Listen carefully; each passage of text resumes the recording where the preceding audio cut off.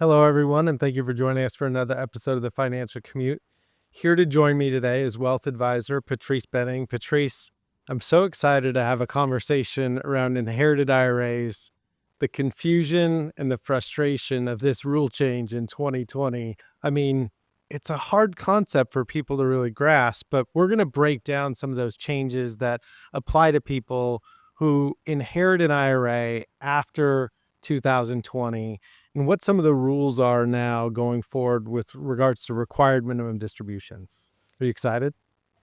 Very. I mean, I think it's probably that's all we can hear buzzing around the office. Funny is that this morning, driving here today, knowing that we're going to have this discussion, I was in the car with my 17-year-old and I said, I'm going to talk about required minimum distributions today. And he said, what? And I said, do you know what an IRA is? So now I failed as a parent who's in the financial planning world because my 17-year-old son does not know what IRA was. And 10 minutes into the conversation, he's very confused on what an RMD is. So I hope we can do a better job today. Yeah, no, I feel your pain, although you got to give him some grace. He is only 17, and he's an incredible kid. But at the end of the day, I felt like talking about required minimum distributions and inherited IRAs became fairly simple during the course of my career because, when somebody inherited a retirement account, they had to start taking out a minimum required distribution and they could stretch it over the course of their life. And so it was really simple. It's like, what's the 1231 value? Look up the life expectancy, calculate it, and, send out that amount. If people needed more, they could do it. And then you fast forward to 2020 and the rule changes. Now, Your acts. right? Secure Act 2.0. Gotta love it.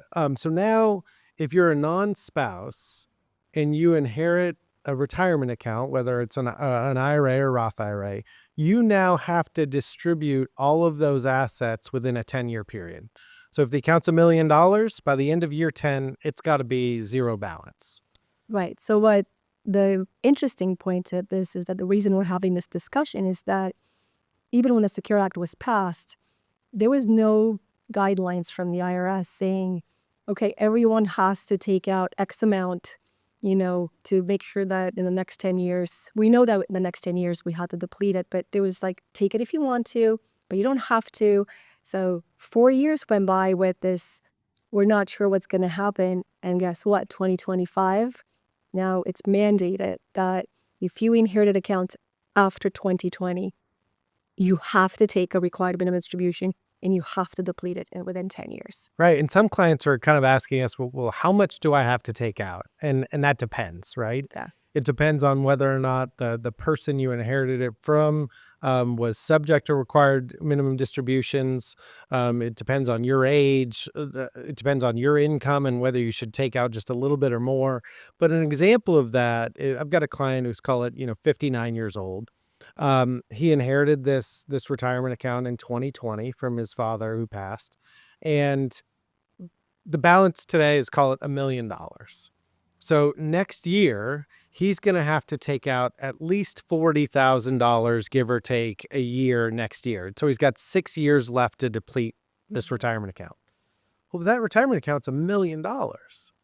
So if he only takes out $40,000 or $50,000 a year the next, 5-6 years, that last year, it's that IRA could be worth $700,000-$800,000, and that's a really big income year. So we need to be more strategic and thoughtful in terms of what their income situation is like, how much they should take out.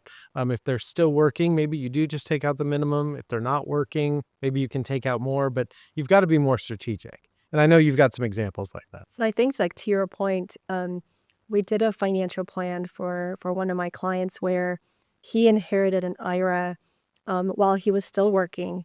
And it was easy, I would say, because it was a 2021. So when we looked at it, I said, you don't have to take a requirement distribution. Kind of let's see. He knew he was about 2 years away from retirement. So that's why we even did the financial plan.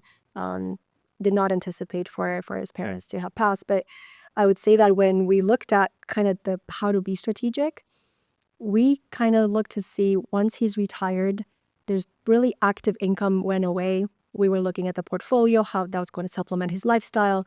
But now that he inherited retirement assets that did not come from a spouse, we look to see, based on his marginal tax rate and based on his other income that he was slated to receive, is filling in that tax bracket. So if you're in the 22 or 27 or whatever, that 32, so it's like being strategic that way. So because even the required minimum distribution is still based on your own life expectancy, but you still have 10 years to deplete it, which kind of goes back to your story of it's not going to ever be enough.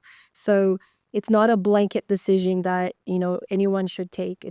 You can be very intentional on how much you should be taking every year. I like that example. I mean, obviously, timing with not really being forced to take distributions the last few years while your client was working, when they do retire, they could take out a larger amount and be in a much lower tax bracket than if they were forced to have to take out money while they're still working. And so that's a good way to be strategic.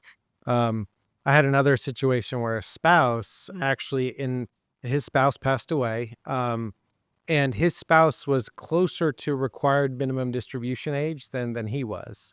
So we chose just to take her IRA and roll it into his, as if it now became his IRA, and it gave him an extra few years before he's forced to start having to take distributions. So, there's different rules for different people. I think the net of what we're trying to get to today is you've got to be strategic, and there's a lot of options. What are some other examples that you can think of?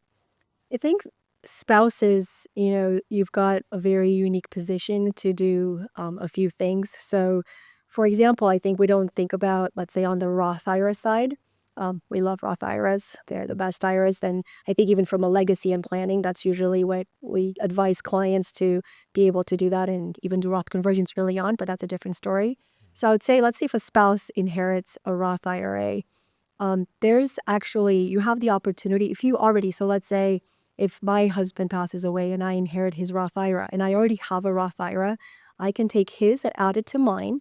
And let's say I'm still working, let's say I'm eligible to make Roth IRA contributions. I can continue adding to that particular Roth IRA. So this is not inherited IRAs you cannot contribute to them. Right. That's a blanket rule, except for spouses that, are Choose to assume it. Yeah. Yeah. Now, taking money from it, I have to be 59 and a half, and I've had to have that IRA already for 5 years or more. So nuances on that level, but some fun things that we can consider as well. Yeah, I mean, that's a good point, because if somebody actually needed the money, they might want to not assume that inherited Roth IRA to be become their own.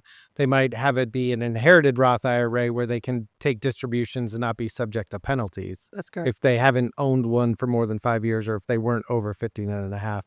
That's a good example. There was another example that we were talking about a few minutes ago where the spouse who's older, passes away, and you could sort of take that and assume it as your own and delay having to take required minimum distributions for that. Like, what are some situations where, a spouse might want to leave it as an inherited regular IRA to take distributions? I mean, what can you think of there? So I think it's because I thought of this the opposite way too. I think if the spouse is younger, Yeah. so let's say you have husband and the wife, and let's say the husband is 50 and the wife is 60, and let's say the husband passes away.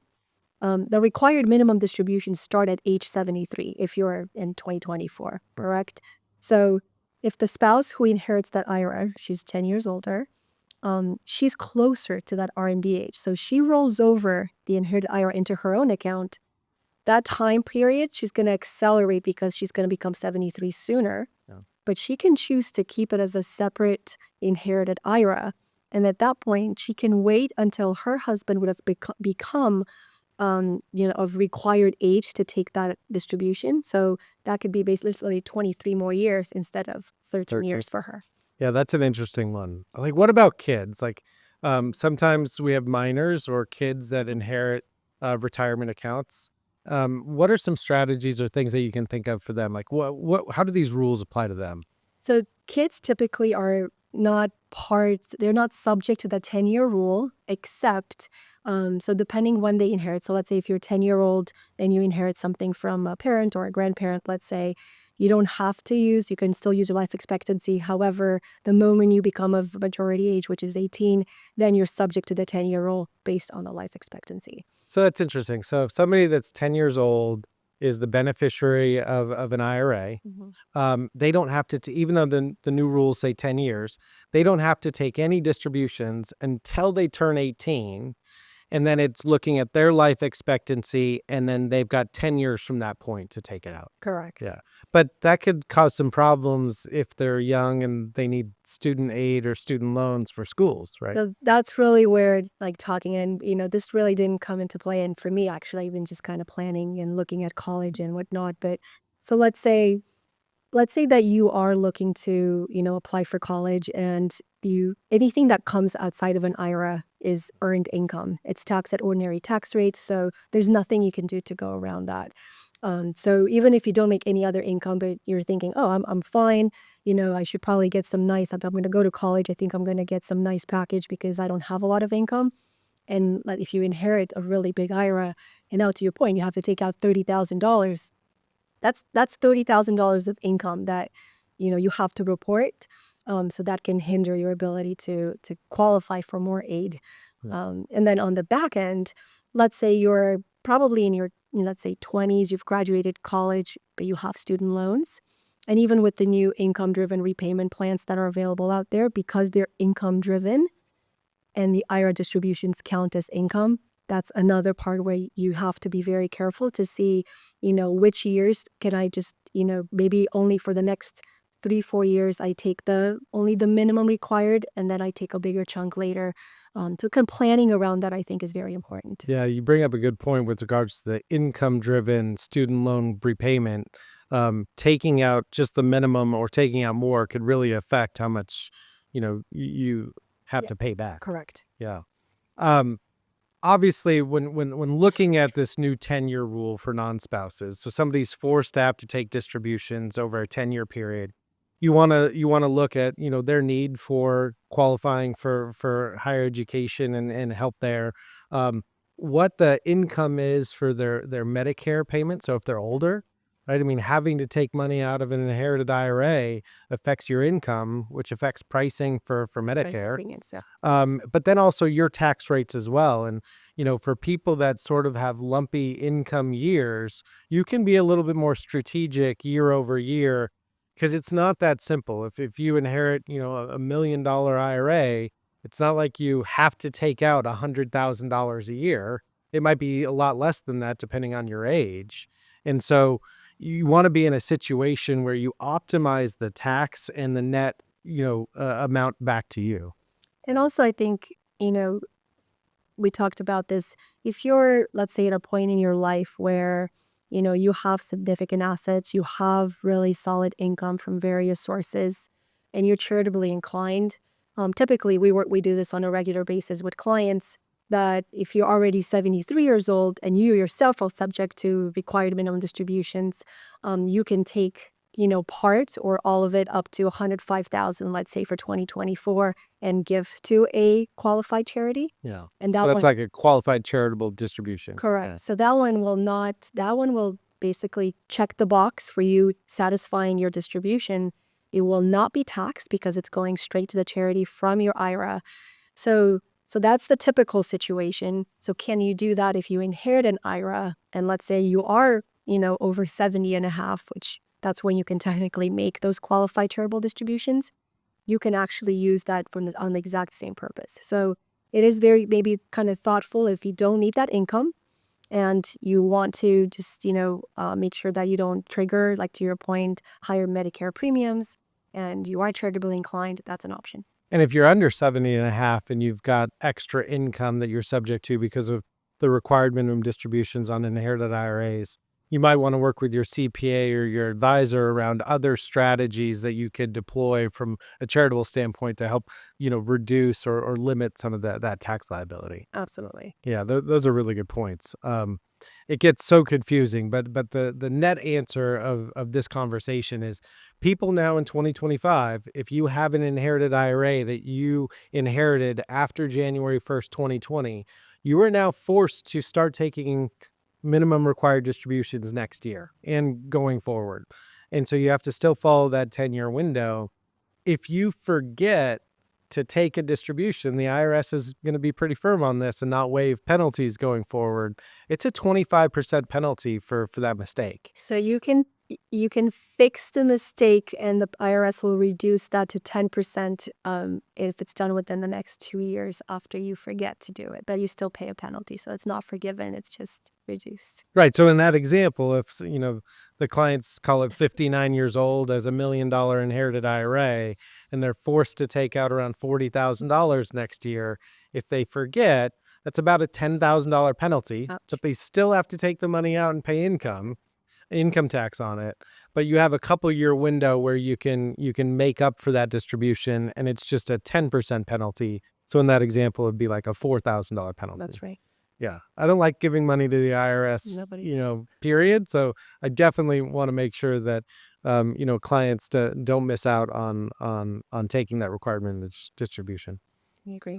Patrice, any other thoughts or points that we might have missed as it relates to the new rules and how it applies going forward that you can think of? I think it's understanding the timeline also. That's why we're in the thick of it now. December 31st is the absolute last day. If you are inherited retirement accounts that you can take money out. So understanding, how you got that money, if it's from your spouse or is it a parent, and then how you have to treat those distributions, and understand that it's a very thoughtful decision that, that you should put some more, planning into it, and talk to your advisor, talk to your CPA as well, so that we can really think about like what years, how fast should you accelerate, should you defer, also how that account is invested. Probably is going to look at see underlying investments if there's any decisions around that. But just don't delay it, and don't think that you can just skip it. It's not worth it. Yeah, no, I love that point. Obviously, the whole purpose of this is to be strategic and thoughtful, because you have options. You can be very creative with some solutions that you can deploy. And I really enjoyed this conversation. Thank you so much, Patrice. Yeah, thank you, Chris, for having me.